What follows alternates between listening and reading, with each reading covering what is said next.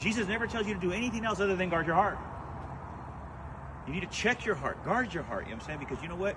He has to be on the throne. We long for him to be on the throne because we know that everything else outside that leads to demonic rabbit holes and delusions and deceptions and a perversion, you know what I'm saying? Like I said, of the truth, if we don't get if we don't get that clarity to see, to keep our heart guarded and in check and protect, you know what I'm saying? What do you guard? Your belief system, your perception. How do you do that? You guard your heart. You guard your heart. You make sure that he's on the throne. Every why, motive, intention, you know what I'm saying, is always for the master. For nobody else other than him. You're only supposed to look at him because he's victory. He's already got it. It's already won, done, and finished.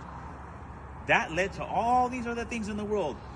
That movie is the same exact thing in everyday real life for each and every one of you guys. It's no different. It's no different. You're really seated, you know what I'm saying, like I said, rested, you know what I'm saying, your body's a living sacrifice.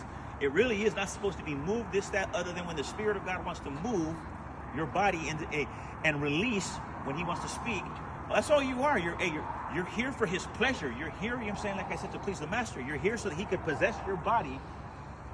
The other day, you know what I'm saying, I gave kind of an example, you know what I'm saying, we were in we picked up Junior, you know what I'm saying, in San Diego. We were in a Starbucks in the Vons. And there was a lady right there acting all crazy, this, that, you know what I'm saying? And I remember I gave him the example, beautiful example of a physical expression of a living sacrifice, a pure heart obedient to the master, to the Father. And there was a lady right there, and I stepped right there, and I looked at her, you know what I'm saying? She acting, you know, all crazy with fucking baby powder all over her body, this, that, you know what I'm saying? And I stood there, and my heart already knew that God was going to encounter her, but not trying to assume that I, think from my mind how to encounter her. But I knew from my heart that, you know what, God was going to touch her, you know what I'm saying, however he wanted to touch her. So I stood there. Just looking at her. And then I waited. See? Be still and know that he's God. Know his will is going to touch her however he wants to touch her because he's limitless. I don't need to figure that out. And guess what? I felt him physically, tangibly. I experienced him physically, tangibly come in and then me step into him. And then and that's exactly how it was. And then kind of watch the whole thing. They filmed it, and boom, boom, boom, boom, and just. And that's how everything is.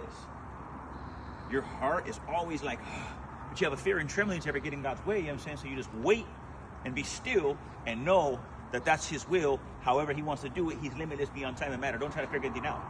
We sing, like I said, the deceptions of the selfish desires, you know what I'm saying, and people choosing, you know what I'm saying, but that's irrelevant, you know what I'm saying, compared to the root, to the root of the problem, you know what I'm saying, which is exactly just that. Linking their identity, you know what I'm saying, to what they were born into. Linking their identity. How simple is that?